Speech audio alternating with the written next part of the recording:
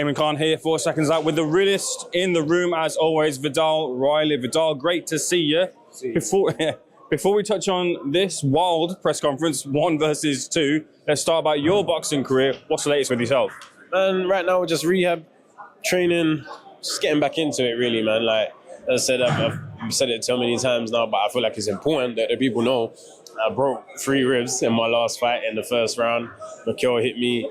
And yeah, what happened. I didn't know that at the time, but doctor said it immediately after the fight, and then I've just been dealing with recovering from it ever since, and it's getting back into the routine of training. You know, I still hope to be out at the end of this year, and hopefully in a big one. But right now, no fight news. Did you catch CBS Rec, Paul? Yeah, I was working there, so a very good fight. I predicted Billam to win. Just the experience and being under the lights for more time, I just thought Billam, this is experience, man, and he's really owning his champion energy. Richard, I don't know, I just maybe lack of ring time, lack of experience. So many things it could have been, but I knew Billam would get the win. Let's park the traditional boxing talk for a moment. Let's talk about the Misfits boxing scene. Look, word on the street is, I don't know if you heard this, but KSI isn't too happy right now with maybe fighting. Have you heard any of that? What do you know? Because JJ seems a little bit different today. Yeah, I don't think he wants to... We're talking about a superstar. We're talking about a Staples Center sellout. You know, we're talking about a Men Arena sellout. And I feel like these two have just spoken their way into the position. And he looks at it as a bit beneath him, which is dangerous. But he's not wrong. At the same time, clearly AT and Slim are not on the same level as JJ. And I feel like this is just him doing it out of ego and honor of I'm the king of Misfits and I'm going to have to show you guys why. But I don't blame him for not being the most enthusiastic about it, because it's not a world-changing challenge for him.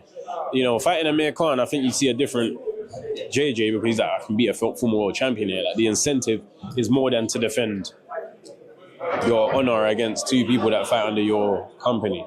Do you know what I mean? Is that who you think it should be in there with him, Amir Khan? It would have been better to see, because again, it's like, okay, you couldn't beat Tommy Fury. Now you're saying you want to fight a former world champion. Obviously, weight differences, he's been retired, etc. Still very interesting.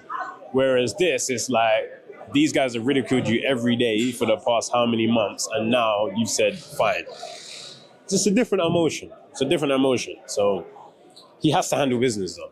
He's got a lot more to lose than he has to gain in this situation. In those spots in between rounds, whoever's in the ring with him, who's likely to give him the tougher task, the more problems from the 2 of them? AT, for sure.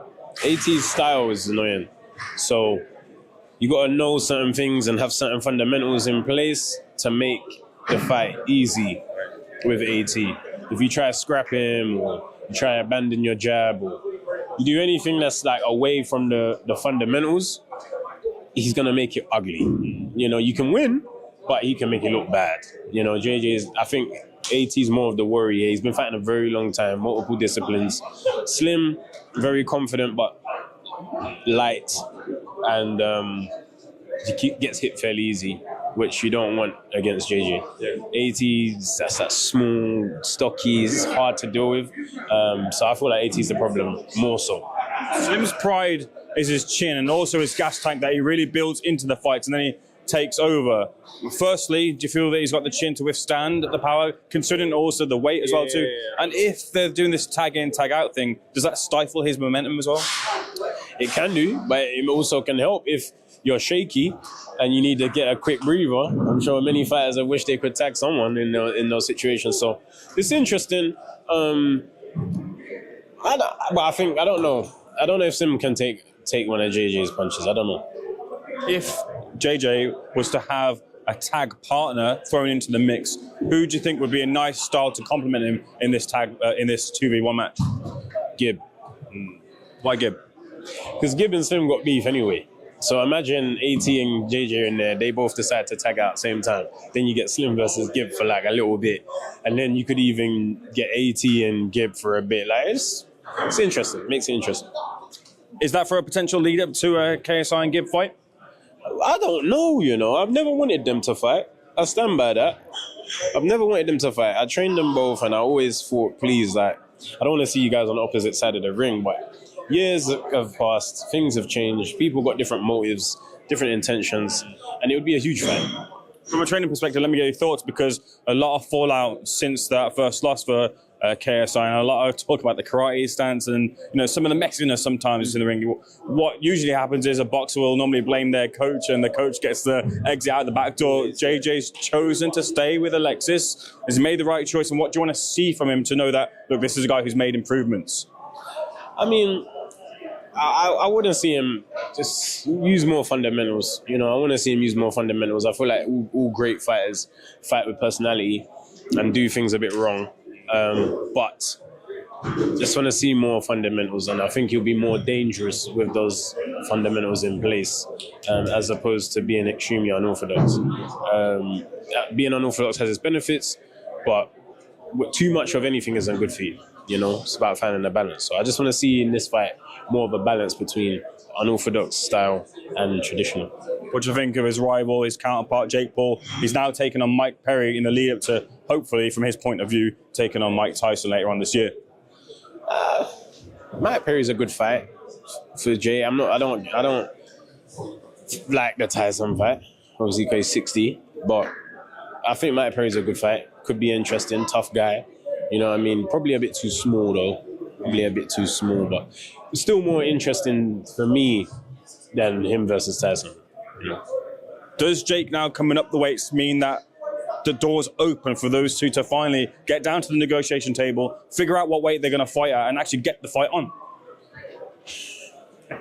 Bruh, if you went on my channel, your channel, IFL, and how many titles that we've used saying, will the KSI fight Jake Paul, will Jake Paul fight? Bruh, and we're still here. We're still here. At this point, all I want to see is a poster.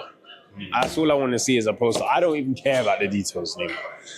Just don't be 45 when it happens, and let me see the poster. That's how I feel now, because I've rinsed the title, you've rinsed the title, we've all rinsed the title, and they don't even get the same amount of clicks as they used to get anymore, because people don't know, people like, we all know this ain't happening. Like, losing faith. People are losing faith in that fight happening. And I feel like that's the only fight that's going to truly, truly keep crossover boxing up there. So would it still be big if it happened? Would it be like Amir Khan and Kell Brook when they eventually faced on the ring? It was big, but it wasn't as big as it could have been. Could have been, yeah. It could be like that. I think it could be like that.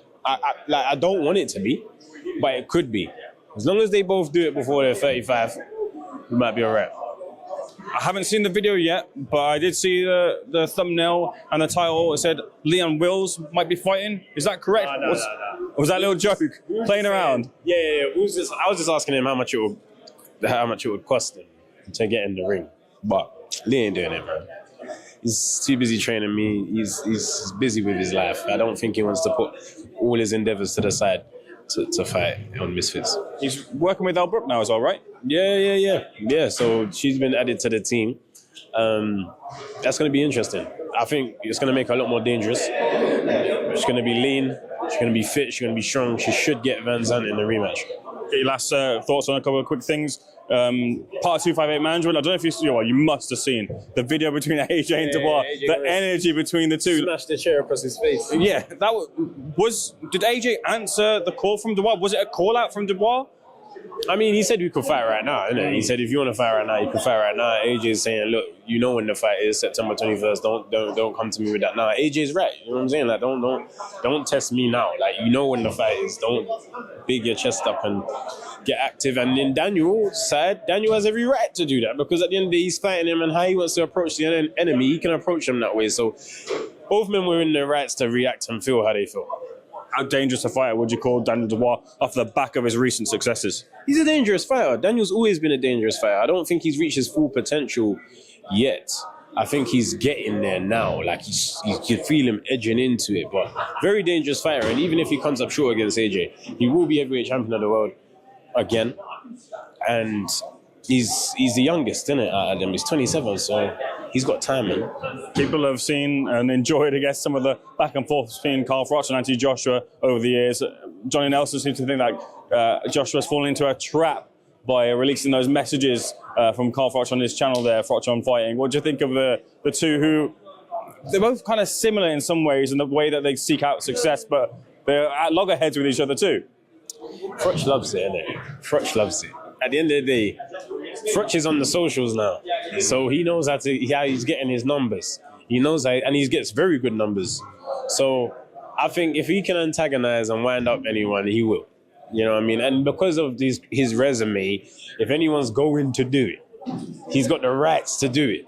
But yeah. Viddal, a pleasure speaking to you. Thanks for speaking to Seconds Out. Always good to speak to the realist in the room.